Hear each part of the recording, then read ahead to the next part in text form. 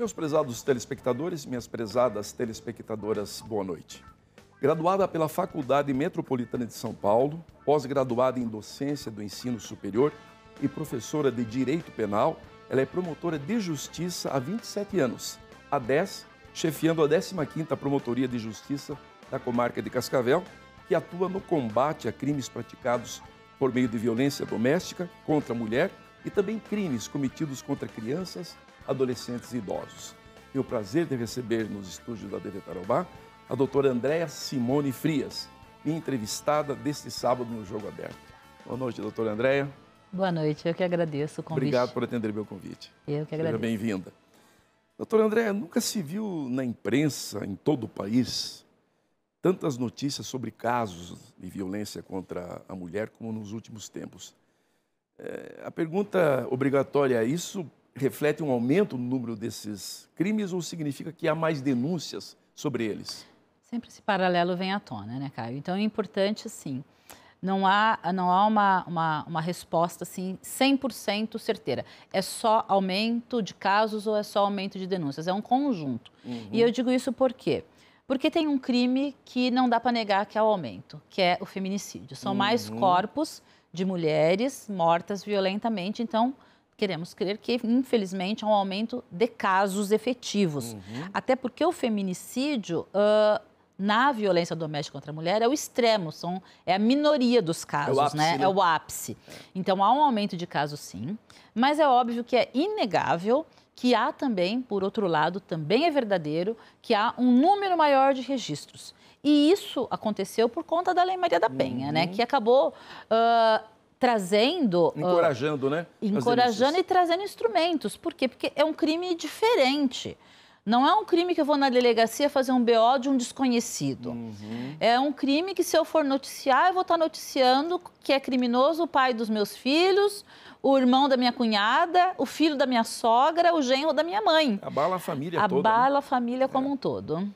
Agora, doutora, a senhora mencionou a Lei Maria da Penha, né? Que está vigente há mais de 10 anos e tem um conjunto severo de punições, mas parece não estar sendo suficiente, né, para inibir a prática dessas agressões covardes. Nós vivemos, assim, né, um gráfico, né, na ascendente, ainda que não parou de subir, né? Mas isso tem que ser analisado com um olhar muito, muito especial. Não no sentido que a lei não esteja fazendo efeito, né? Ela está, sim, pelo modo das mulheres irem buscar na justiça, né, o encerramento, né, portanto, está funcionando, né? Obviamente que não da maneira, né, que nós queríamos, né? Ela só vai funcionar da maneira que todos desejamos a partir do momento que ela for eficaz também para diminuir, para ser um instrumento de diminuição dessa cultura da violência doméstica contra a mulher. Eu ouvi a senhora afirmar em uma recente entrevista, numa rádio aqui da cidade, que Cascavel vive uma verdadeira epidemia de casos de violência doméstica. É grave a esse ponto a situação? E o que seria uma epidemia nessa área? Quando a gente fala epidemia ou até pandemia, se formos falar, né? É que justamente essa afirmação que eu tenho feito é pelo número altíssimo de casos. Altíssimos. O juiz, o promotor, o escrivão que pega o plantão do final de semana, ele sabe que 80% dos atendimentos do plantão serão de violência doméstica contra a mulher. O ano passado, depois de uma campanha, né, que iniciou há 5 anos atrás, né, quando o Dr. Carlos era o juiz titular, diante do volume muito grande de processos, né, e por mais que hoje o processo seja eletrônico, nós tenhamos a delegacia especializada ali, o processo ele vai se afunilando, que tem um ato que é só o juiz e o promotor e o advogado, que é a audiência, né? Então, por mais que a gente tenha uma estrutura melhor na justiça, esse ato é o único. E aí, com um volume tão grande, a nossa pauta de audiência chegou né, a ser marcada audiências para 2029, porque nós tínhamos um juizado de violência doméstica aqui na comarca. Então, isso sensibilizou a OAB, Câmara de Vereadores, deputados da região, Poder Executivo, o próprio Poder Judiciário e Ministério Público, e aí o ano passado conseguimos a criação. Então, essa pandemia de uma segunda promotoria, uma segunda vara, com um outro juiz, um outro cartório, e os processos sendo distribuídos... Até esse momento, quantos processos estavam sob a sua guarda? Em torno de 10 mil. 10 mil? Entre inquéritos, impossível. Entre os inquéritos, as ações penais, as medidas protetivas, né? Veja, então agora tem apenas 5 mil para cada uma. Apenas 5 mil, né? Que é um número absurdo. Então, é uma pandemia nesse sentido, né? E também no sentido de que o principal, né? As medidas protetivas, que a gente vai falar na sequência, há muitos crimes de descumprimento. Então, nós temos que... vemos que tanto... não são casos únicos. Não são casos únicos. Ou então eu tenho réus... Eu tenho réus que, ao longo aí dos últimos 5, 6 anos, ele já tem processos comigo ali com 5 mulheres diferentes. Porque uma denunciou, ele foi para outra e reproduziu. Então, a ponto da gente ter que falar hoje... Esse cara é patológico, é uma doença. É patológico. E não é um, são alguns. A ponto da gente talvez ter que orientar as moças hoje em dia, quando começam a namorar, né? Antigamente você, né, perguntava, né, veja se ele é trabalhador, né? A mãe falava, veja. Hoje a mãe tem que falar, vai no fórum, vê se ele não tem passagem por violência doméstica, você não vai ser a próxima. Sem dúvida, sem dúvida. Agora, quais seriam as causas que estão levando a essa explosão de ocorrências? Então, né, a gente... Eu sei que é uma resposta difícil. Você tem questões sociais, você tem droga, você tem ciúme, mas é uma explosão, né, que foge, digamos, aos números, não digo normais, né, mas que vinham sendo dentro de uma certa medida meio estatística, assim, né? Eu vou te dizer da minha experiência, né? Pela minha experiência, há 10 anos praticamente nessa vara, o que eu tenho visto, né? A gente falava muito, óbvio, a dependência econômica sempre acobertou muito a situação da violência doméstica, porque ela dependia, então, né? E nenhuma mulher gosta de apanhar. E vinha aquela cultura, tá com ele ainda, porque... Não é que ela gosta de apanhar, é que ela faz, né? E o amor aos filhos, muitas vezes, né? Se eu largar dele, como que vai ser o sustento se eu estou sem trabalhar há 10, 20, 30 anos? Então, a dependência econômica, ela sufocava muito. E hoje, o mercado de trabalho para a mulher, ele se expandiu, né? As mulheres estão em todos os lugares, até empregos que antigamente, né? Na construção civil, hoje nós temos mulheres azulejistas, nós temos mulheres em todo o mercado de trabalho. Permitiu que elas não dependam mais tanto dessa questão justamente, econômica. E além, essa dependência é aliada a quê? Havia uma tolerância. Então, ela ficava ali o dia inteiro cuidando dos filhos, da casa, dependia, o sujeito... E o alcoolismo é um fator, assim, que é muito determinante. Então, hoje em dia, essa mulher, ela está trabalhando também, ela está ajudando no sustento da casa, e aí, a hora que ela chega no final do dia, ela é humilhada, ela é agredida por um sujeito que deu uma voltinha no bar, chegou em casa embriagado, então ela não tolera. E aí, ela toma medidas. Aí, o que nós temos visto, a gente fala muito, o machismo estrutural, óbvio que existe uma cultura machista.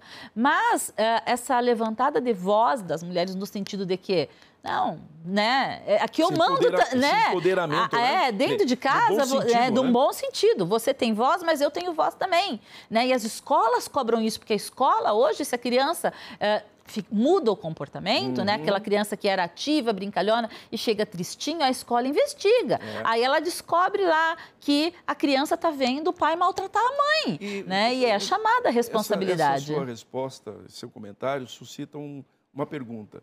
E as escolas têm essa condição também de avisar a promotoria? Tem o dever, né? Tem o dever. As situações de risco, que a gente chama, às vezes não vem diretamente à promotoria. Normalmente, o Conselho Tutelar é o primeiro órgão que é chamado, né? A ser informado. O Conselho Tutelar, dentro da esfera de atuação dele, tenta resolver quando vê que é uma maior gravidade, que já possa estar envolvendo. E Caio, também a justiça, né? O que a gente sempre fala, ela vai, mas ela tem ela esbarra, muitas vezes, até numa permissibilidade. Então, antigamente, né, a criança era refém daquela situação, a mãe não tomava providência e aquilo acontecia. Hoje, a partir do momento que a escola é acionada, esse ambiente não é, né? A senhora não pode mais aceitar esse tipo de conduta, que a senhora pode de perder os filhos. De perder os filhos. Para o conselho tutelar, né? Então, agora, doutora Andréia, quais são as medidas que a senhora tem tomado de forma mais corriqueira, né? Que estão ao seu alcance, para prevenir ou reprimir esses delitos? E agrego ainda uma segunda pergunta. A sua promotoria dispõe dos recursos humanos, materiais, técnicos necessários para enfrentar essa realidade? Olha, respondendo a primeira pergunta, o Ministério Público, né, principalmente nessas áreas, né, que apesar de ser criminal, a gente fala que está tratando dos hipervulneráveis, a gente busca punir, mas como você bem disse, então desde o início dessa promotoria, eu bati na porta do Poder Legislativo, estou sempre no Poder Executivo, aí nós criamos, Cascavel foi uma das primeiras cidades no estado do Paraná em criar a Patrulha Maria da Penha, porque a Lei Maria da Penha falou, as medidas protetivas estão aqui. Mas as vítimas sentiam que aquilo era um pedaço de papel, porque ninguém fiscalizava. Então, nós procuramos ter uma... Que maneira isso se concretiza? Que maneira isso concretiza? Semana passada mesmo eu fiz uma reunião com tanto a Guarda Municipal como a Polícia Militar, justamente a respeito da patrulha, para a gente, num primeiro momento, vamos fiscalizar, vamos buscar a vítima. Ele está cumprindo? Tá tudo certo? Então, hoje a gente já está expandindo. Não é procurar só a vítima. Tem que procurar a vítima e o infrator, para ele saber que tem alguém de olho nele. Exatamente. Que medida protetiva não é um pedaço de papel. Tem que desestimular a prática, Tem que desestimular. Então, assim, óbvio que a gente faz o que tem que fazer e o número é estratosférico. Quando chega, né, a promotoria, a gente atua com firmeza. Eu falo que e isso as estatísticas podem mostrar. Hoje em dia, a gente se mantém, às vezes, preso uma ameaça para uma mulher, que não seria um crime tão grave, e um assalto a banco você não consegue manter uma pessoa presa. Então, naquilo que é necessário, quando a medida protetiva não surte efeito... Quais são as medidas protetivas? As duas principais é evitar qualquer tipo de contato. Então, ele fica proibido de manter qualquer tipo de contato com a vítima, seja pessoal, seja por rede social, seja por interposta pessoa, e muitas vezes é necessário o afastamento do lar, né? Então, porque também era um outro problema. Sim. A mulher ia denunciar, como muitas vezes as crianças também, né? E quem tinha que sair da casa? A mulher, né? A mulher. Então, hoje a justiça reparou isso, né? Então, óbvio que a gente toma um pouco de cautela para essa medida, né? Por quê? Porque às vezes é um casamento de 20 anos, o sujeito ele vai discutir os direitos, ninguém está dizendo que vai tomar a casa dele, que ele não vai ter. Mas, enquanto tiver o processo tramitando da violência doméstica, sendo necessário, é ele que sai da casa. Então, a gente tem o abrigo, né, aqui. Nesse meio tempo, até conseguir é super rápido, aqui em Cascavel não demora 48 horas, em torno para a medida o abrigo é de imediato, a hora que ela chama, ela já pode ser levada ao abrigo. E a protetiva em si, a retirada do agressor do lar, não leva 48 horas. Bom, a senhora falou que seriam duas medidas, né? A primeira é o afastamento total, de contato. Falta de contato. Certo. Na verdade, Caio, é assim, a lei coloca um rol mínimo, que a gente chama. Por exemplo, eu já tive um caso, não está escrito na lei, que é um rol mínimo, a gente pode ampliar tudo aquilo para proteger. Eu tive um caso, e isso infelizmente é comum, muitas vezes o casal maior e capaz, na sua intimidade, tira uma foto, faz um vídeo até com consentimento, muitas vezes, mas porque é um casal adulto e houve a concordância. A hora que há o rompimento, isso vira, às vezes, instrumento de chantagem. Então, eu tive uma vítima que sofria e ele ameaçava ainda. Não, você vai retirar isso, porque senão aqueles vídeos eu vou mandar para tua mãe, vou mandar para o teu patrão, vou colocar nas redes sociais. E eu pedi, foi deferido que não adiantava eu só pegar o aparelho dele, porque isso podia estar na nuvem, podia estar em outro. Então, ele recebeu uma proibição de fazer qualquer postagem que relacionasse a ela sem a autorização dela. E se ele não cumprir, ele já responderia para o crime normalmente. E o descumprimento da protetiva que leva à prisão. A lei coloca expressamente que a consequência do descumprimento de medida protetiva é prisão. Né? Então, dá muito mais força. Então, existe um rol exemplificativo que é... Para a gente concluir esse tópico e chamarmos o intervalo, e tem aquela medida também que determina uma distância, né? Mínima. Enfim, do ex-companheiro, do ex-marido e tal, daquela vítima que eu denunciou. Também existe isso. Existe isso. Manter contato, tanto é o contato virtual, como se aproximar, né? Ele tem uma distância estipulada porque o que acontece? Em lei, né? Antigamente, né? Muitas vezes, o sujeito não dava sossego, né? Porque a mulher queria romper aquele relacionamento abusivo, ele ficava na porta dela, no serviço dela, e ele não estava cometendo crime. Ele estava lá, mas ele não estava ameaçando, mas estava perturbando. Ela queria refazer a vida dela. Então, hoje a lei coloca... Uma ameaça também, né? Sim, a lei coloca, né? Então, às vezes, tem que haver, né? Não há uma distância em torno ali de 500 metros, mas às vezes pode ser flexibilizado por alguma questão de trabalho também, para não inviabilizar, né, o trabalho, né? Então, esses processos de medida protetiva, Caio, ele vai e volta para a gente muitas vezes, porque você determina e tem aquela peculiaridade, tem a outra peculiaridade, então isso faz com que seja uma vara muito trabalhosa. Sem dúvida. Nós vamos a um rápido intervalo e já retornamos entrevistando a doutora Andréa Simone Frias, titular da 15ª Promotoria de Justiça de Cascavel, que atua no combate a crimes de violência doméstica. Já voltamos.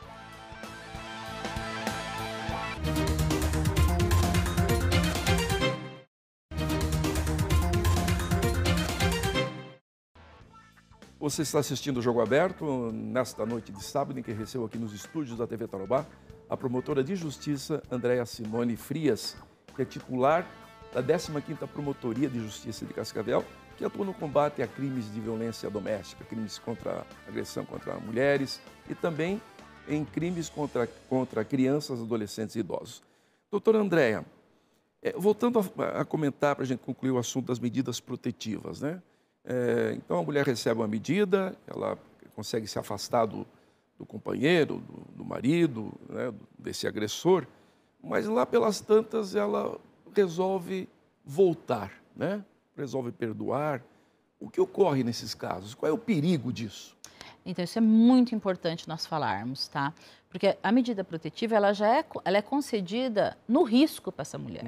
Então, ela já chegou num grau extremo. Já chegou num grau extremo, porque quem está me ouvindo, tem alguém da família ou um vizinho, sabe que ela só busca a justiça quando já não aguenta mais, né? Quando já a situação se tornou insuportável.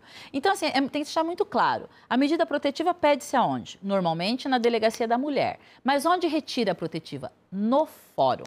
A medida protetiva é uma ordem judicial. A mulher não é... A pedido da vítima, da promotoria, tá?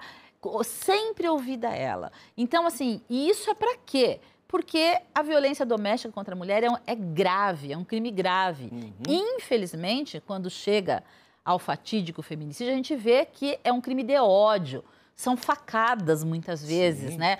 É um crime de ódio. Então, a mulher, ela tem que... É uma vingança. Ela tem que... Se ela resolver... Né? E às vezes, né? Então, normalmente, como a gente disse, tá envolvido ali o núcleo familiar. E às vezes a pressão vem de tal modo, né, em que ela passa a se sentir a culpada, né? Olha, agora você quer pôr ele na cadeia, então, olha, está destruindo. Então, ela começa a questionar se aquela decisão foi a correta e, às vezes, ela própria acaba quebrando a medida sem comunicar. E por que é importante comunicar ao fórum? Porque existe uma equipe multidisciplinar, ela será ouvida por uma equipe, um psicólogo, uma assistente social, para quê? Para que se aquilate se realmente essa decisão está madura, está segura, né, das consequências, né, de que isso possa acarretar, né? Por quê? Porque senão, né, aos olhos da justiça, né, ela está com a medida protetiva e ele está cumprindo, porque não está vindo informação de descumprimento. E, infelizmente, pode vir à tona, como acabou acontecendo, né, a notícia de um feminicídio, de uma pessoa que tinha uma medida protetiva vigente. Então, é muito importante que qualquer mudança da decisão dela, de querer voltar a manter algum tipo de contato, vá ao fórum. Vá ao fórum, comunique. Obviamente que isso pode... E tem muitos casos que sim, que o sujeito, a hora que ele perde, né, o contato com os filhos, como ele põe a mão na consciência, vai fazer um tratamento de alcoolismo, se reabilita. Então, né, pode ser que seja o caso. E aí, ninguém vai obrigar ela a manter algo que ela não queira. Né? Mas é importante que essa decisão seja uma decisão livre e espontânea, não por pressão e ameaça. Agora, doutora, é surpreendente nessa escalada, né, de assassinatos de mulheres, como a senhora mencionou no início lá do programa, que isso realmente é um fato, né? Esse aumento do feminicídio vem sendo registrado em todo o país.